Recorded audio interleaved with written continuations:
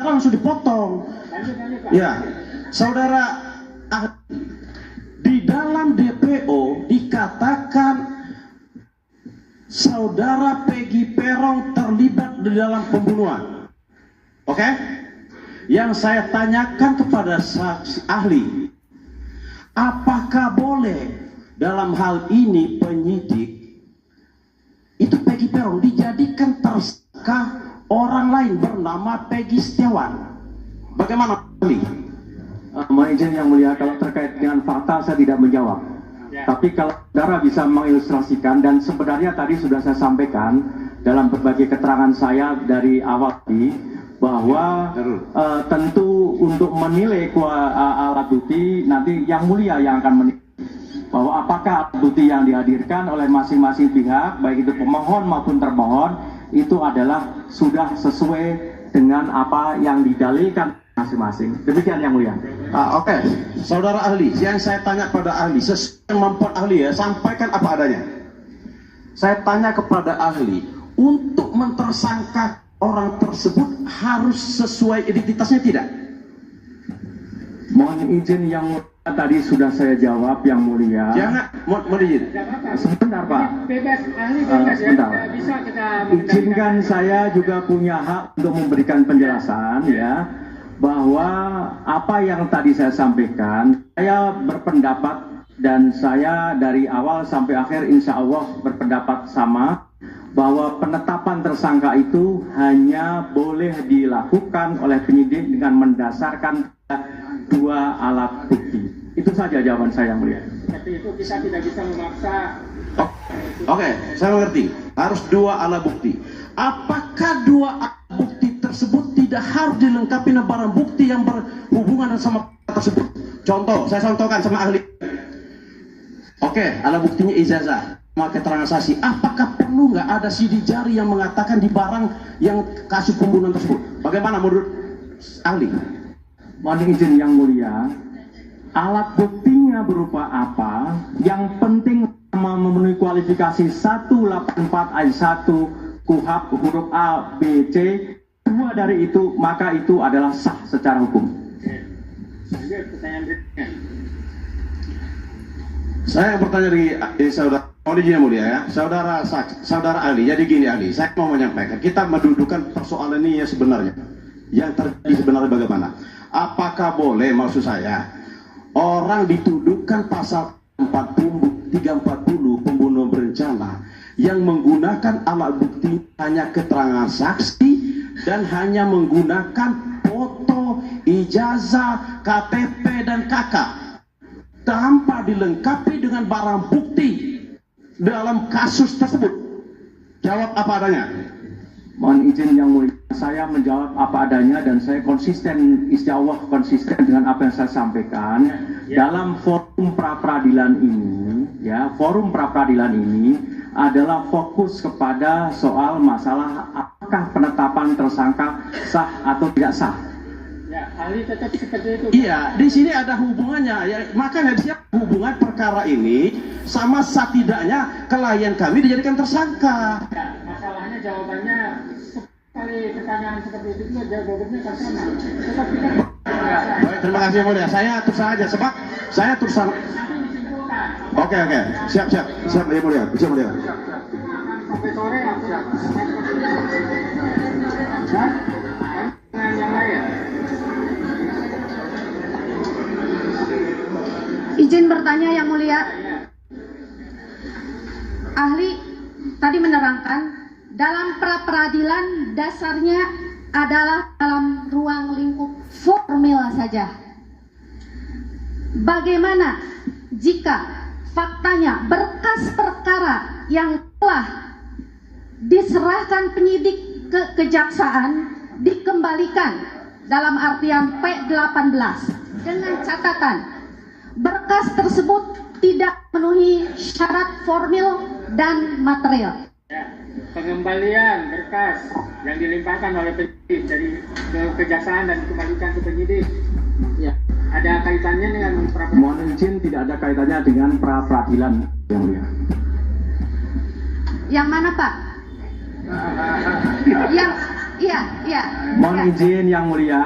Dikembalikan atau tidak dikembalikan? ada Dikembalikan pengaruhnya atau tidak? tidak dikembalikan itu menjadi kewenangan dari jaksa, ya kan? Itu tidak termasuk dalam objek peradilan. Kalau Inilah objek, simpelnya. Iya. Dikembalikan, ya, gini. Iya. Simpelnya, mau dikembalikan atau tidak dikembalikan, pengaruh nggak kepada pra peradilan? tidak ada pengaruhnya Yang Mulia. Hanya itu aja. Hanya.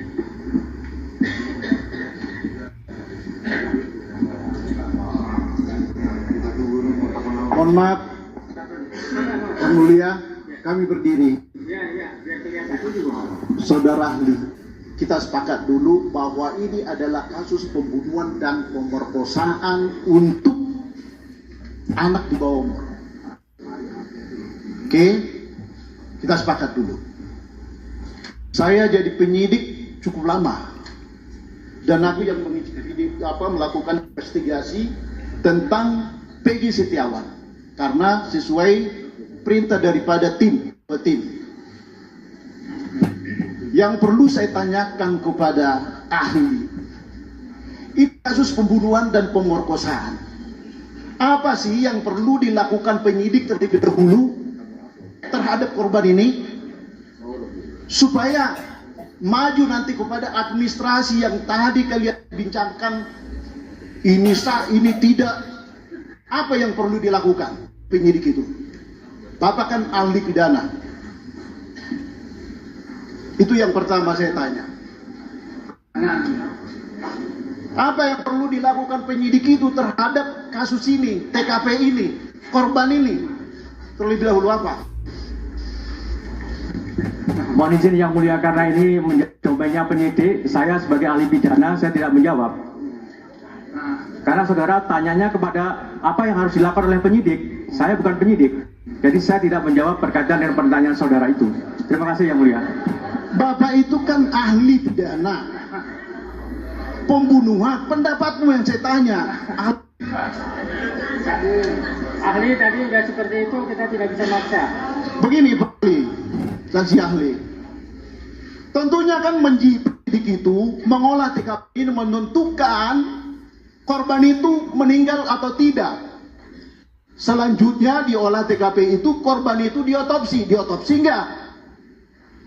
Terus bukti-bukti yang Bapak bilang tadi yang dijadikan barang alat bukti tadi, 2 alat bukti itu, ya, apakah itu ditemukan di TKP? Apakah itu ditemukan di tempat lain? Dan harus berkaitan dengan kejadian tersebut. Apakah sependapat Pak ahli? Gimana ahli? Mohon izin ya, apa yang saudara sampaikan tadi, tanyakan kepada saya, dan saya kira ini sudah masuk ke dalam materi pokok perkara. Saya tidak bisa menjawab itu karena lembaga pra peradilan ini hanya fokus terkait dengan objek pra peradilan sebagaimana. Baik, saya lanjutkan Pak ahli. Saudara, perkara pokok. Jika mereka menentukan menaikkan dia sebagai DPO tahun 2016,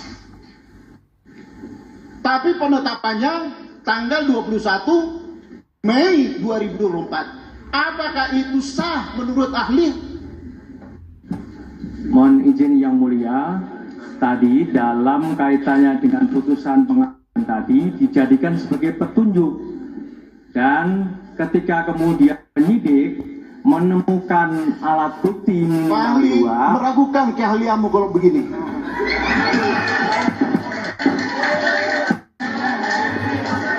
Izin Yang Mulia. Bentar. Saya luruskan dulu. Ya. Pokoknya dalam forum ini tidak ada kesimpulan-kesimpulan. Kita juga harus menghargai ahli. Sependapat atau tidak sependapat dengan baik ahli yang kemarin maupun ahli yang sekarang, kita harus menghormati pendapatnya. Ya.